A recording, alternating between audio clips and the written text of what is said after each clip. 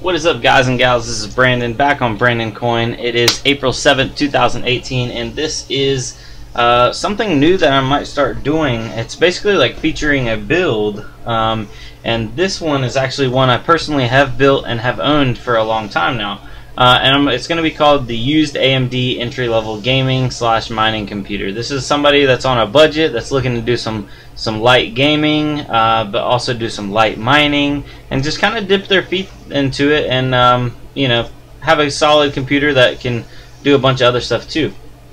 So we're going to start off with the CPU, the AMD A5600K. It's an APU, which means it has integrated graphics, but we won't really need those because we're going to put a graphics card in here. Basically, we're just getting it because it's a quad core, and it's like 40 bucks, so they're actually really reasonable. Here's one for $45 on eBay. They're going really cheap. They have a little bit of variations. You can get the A10 for a little bit more, but this is basically somewhere right in the middle. That's what I have personally right now in the system I'm on. And now going down to the motherboard. The motherboard that I personally am using in this system is the FM2A55M-E33. It's right here, and it's 38 bucks. It's cheap, it's basic, and it only comes with one full-size 16 slot for PCI, but then it also comes with a mini slot. Basically, this system is going to be a one graphics card system, so nothing crazy. 2 DDR3 slots, but yeah, just cheap, get you up and going.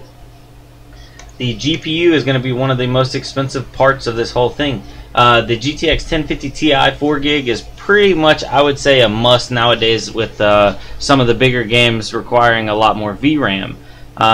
These originally were supposed to be in the low $100 range, but with all these, you know, dang miners and stuff driving the dang prices up, these things are floating in the high 100s, sometimes even the low 200s. It looks like on eBay right now they're going for about $179. The exact model I have in this system is the Zotac 1050 Ti.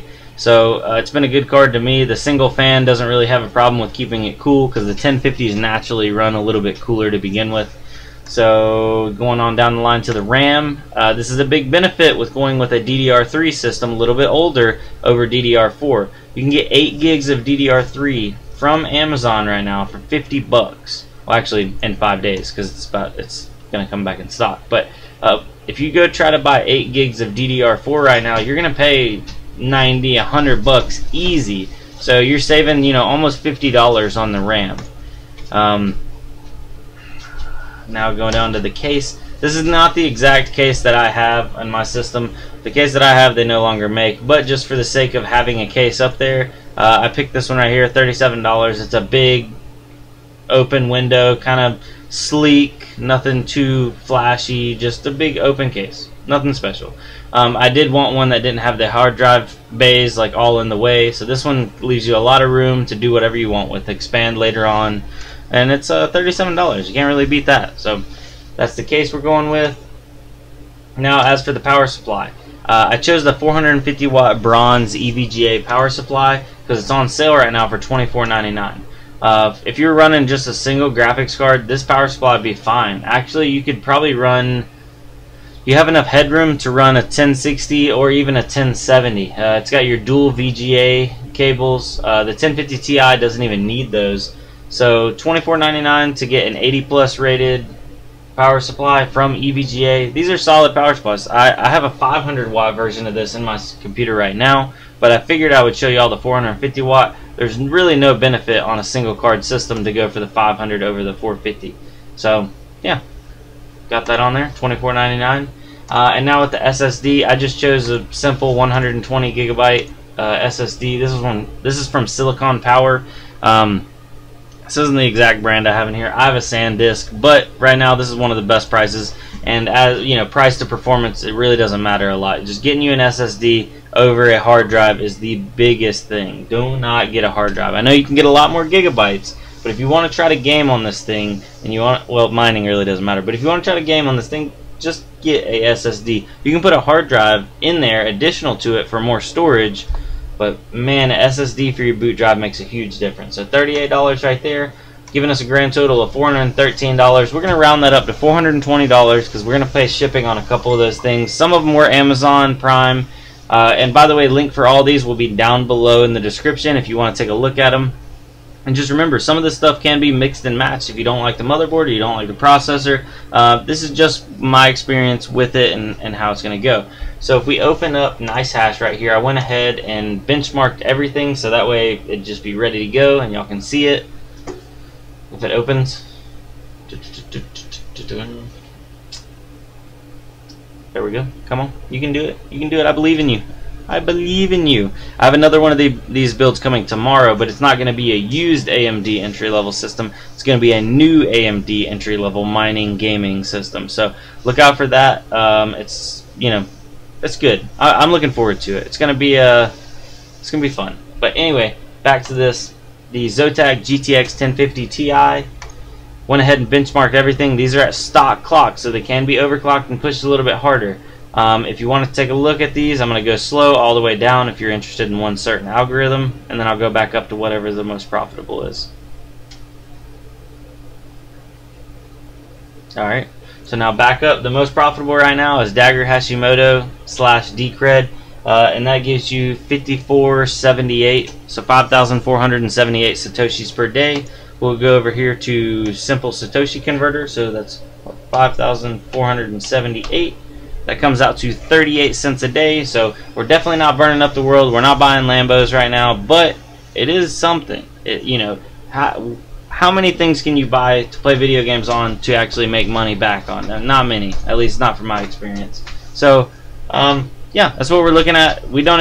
If you want to calculate return on investment, it's way out past the 300-day year mark or whatever. This is going to take more than a year at the current rate of mining, but if price goes back up on Bitcoin, I was consistently getting about $1 a day on this GTX 1050 Ti, sometimes even more. So if the Bitcoin gods allow us to have a little bit more profitability, then this system actually would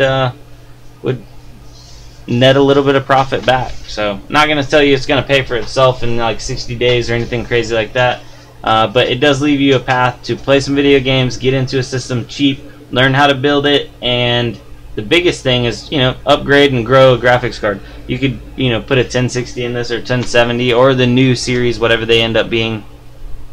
But yeah, so let's go over and I'll show you Fortnite here. I'll load it up and go in game, and I'll put the FPS counter up in the top right. So if you want to check that out and see what kind of frames it's running, I believe I was running on high, but yeah. Roll the footage. Roll the footage. Alright guys and gals, so I'm back and I just figured I'd load up a fairly popular game right now so people can see something, because it seems like everybody's playing this right now, and if you're going to be building or buying a computer, this might be something you're interested in. This is Fortnite, and it looks like we're holding steady between 30 to 60 frames. I have the the buffer unlocked, so if it would go above it, it'll let it, but it doesn't actually look like it will. I have everything set to high, not epic. I noticed when I opened up OBS, it's making it run a little, like a tiny bit more clunkier than what it actually should be. So, you know, that's just part of like trying to record it while I'm playing. But it's still absolutely playable. And when I turn OBS off, because I imagine most people won't be streaming on a setup like this, that it actually runs pretty, like, definitely smooth. If you turn it down to medium settings, you get a solid almost 60 frames. So if you want to compromise, I'd rather not. I want the full view distance. But yeah, so let's see if we can I know you probably don't want to watch me play, but I was gonna see if I could find somebody to see if I can get the frames to see. They're dipping down to into that 20 range every now and then, and I'm not sure why. But anyway, so awesome little system. If you're looking on a budget, I do have another build that I'm actually putting together starting tomorrow. I'm waiting on a couple more things to come in, and it's going to be a direct comparison to this build. It's going to be what it's like to have a brand new AMD Ryzen build, because this is the used AMD Ryzen build. So let me close this out, and I'll probably get to one of the most asked questions that's going to be in the comment section, because I already know how that's going to go. And it's going to be, how much electricity is it going to burn mining? So let's close this out.